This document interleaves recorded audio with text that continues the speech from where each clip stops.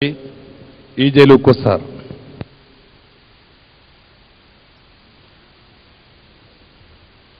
ബഹുമാനപ്പെട്ട ഫാദർ കുറുപ്പിനകത്ത്, സ്നേഹം നിറഞ്ഞ സഹോദരി സഹോദരന്മാരെ, ജ്ഞാനായ മഹാജനസഭ 1938 രൂപീകരിക്കുന്നതിന് നേതൃത്വം നൽകിയ മൺമറഞ്ഞു പോയ ആളുകളെ ഈ അവസരത്തിൽ സ്മരിക്കുകയാണ്. പിന്നീട് അത് ജ്ഞാനായ കത്തോലിക്ക കോൺഗ്രസ്സായി.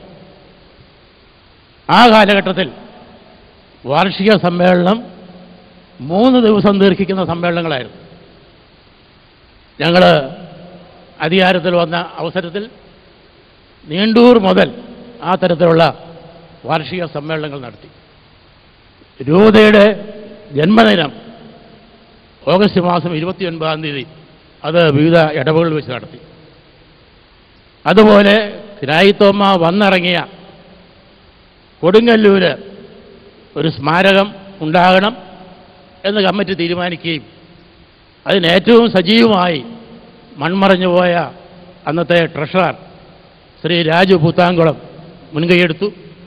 അങ്ങനെ അവിടെ ക്രായിത്തോമ ടവറും അതുപോലെ ക്രായിത്തോമ ഭവനും നിർമ്മിക്കാൻ സാധിച്ചു. പക്ഷേ ആ കേന്ദ്രം കൂടുതൽ വികസിക്കേണ്ടിയിരിക്കുന്നു. അതിന് തൊട്ടടുത്ത് മാർത്തോമാ ശ്ലീഹായുടെ സെന്റിനറി പ്രമാണിച്ച് സ്ഥാപിച്ച CLCയുടെ കീഴിലുള്ള ആ സ്ഥാപനം പോലെ നല്ല ഒരു സ്ഥാപനം അവിടെ ഉണ്ടാകണം. നമ്മുടെ ആളുകൾക്ക് അവിടെ ചെന്നാൽ താമസിക്കാൻ സൗകര്യം ഉണ്ടാകണം. അതുപോലെ മറ്റ് ക്രമീകരണങ്ങൾ അവിടെ ചെയ്യേണ്ടിയിരിക്കുന്നു. ബഹുമാനപ്പെട്ട ധനകാര്യമന്ത്രി ഡോക്ടർ തോമസ് ഐസക് ഇപ്പോൾ 140 കോടി രൂപ മുടക്കി ക്രായിത്തോമയ്ക്ക് നൽകിയ ആ കോട്ട അവിടെ ഭൂഗർഭ ഗവേഷണം നടത്തിക്കൊണ്ടിരിക്കുകയാണ്. അദ്ദേഹവുമായി ബന്ധപ്പെട്ട അവസരത്തിൽ നിങ്ങൾ കൊടുങ്ങല്ലൂർ എന്നിട്ടുള്ളവർ കണ്ടിട്ടുണ്ട്. അവിടെ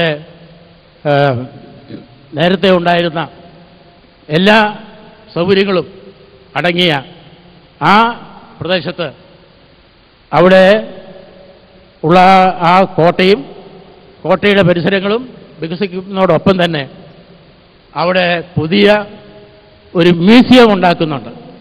അപ്പോൾ ആ മ്യൂസിയത്തിൽ ഒരു ക്രായിത്തോമ കോർണർ നമുക്ക് വേണ്ടി നൽകണം എന്ന് അദ്ദേഹത്തോട് ആവശ്യപ്പെട്ടിട്ടുണ്ട്. അനുകൂലമായി അദ്ദേഹം സംസാരിച്ചിട്ടുണ്ട്.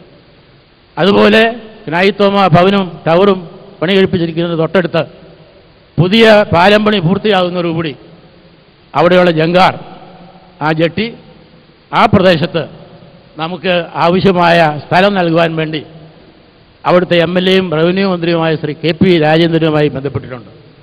അപ്പോൾ ആ തരത്തിലുള്ള വികസനം ഈ നമ്മുടെ രൂപതയെ സംബന്ധിച്ചോളം നമ്മുടെ ശതാബ്ദി ആഘോഷിക്കുന്നതോടൊപ്പം ഈ ക്നായിത്തോമ ഭവൻ്റെ വികസനം നടപ്പിലാക്കണം.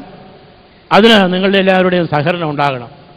നേരത്തെ ഞാൻ MLA ആയിരുന്ന അവസരത്തിൽ നിങ്ങൾക്കറിയാവുന്ന പോലെ നമ്മുടെ തനത് പാരമ്പര്യമായ മാർഗംകളി സ്കൂൾ യുവത്തിൽ ഉൾപ്പെടുത്തി പിന്നീടത് കോളേജ് തലം വരെ ഇന്ന് ആ മത്സരം നടക്കുന്നുണ്ട്. അപ്പോൾ ആ തരത്തിൽ നമുക്ക് നേടിയെടുക്കേണ്ട കാര്യങ്ങൾ നേടിയെടുക്കുവാൻ എല്ലാവരും ഒറ്റക്കെട്ടായി പ്രവർത്തിക്കണം.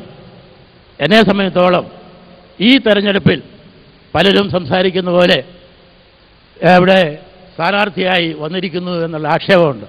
എന്നെ സംബന്ധിച്ചോളം ആ തരത്തിൽ യാതൊരു നിർബന്ധവുമില്ല.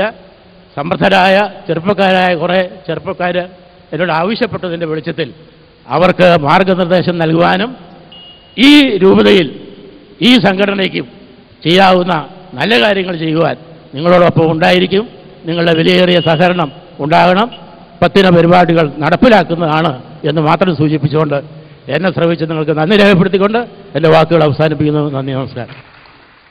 ക്രിസ്തീയ ചൈതന്യത്തിൽ 2 പ്രസിഡന്റുമാർ തങ്ങളുടെ ഉദ്ദേശ ലക്ഷ്യങ്ങൾ വെളിപ്പെടുത്തിയുണ്ടായി.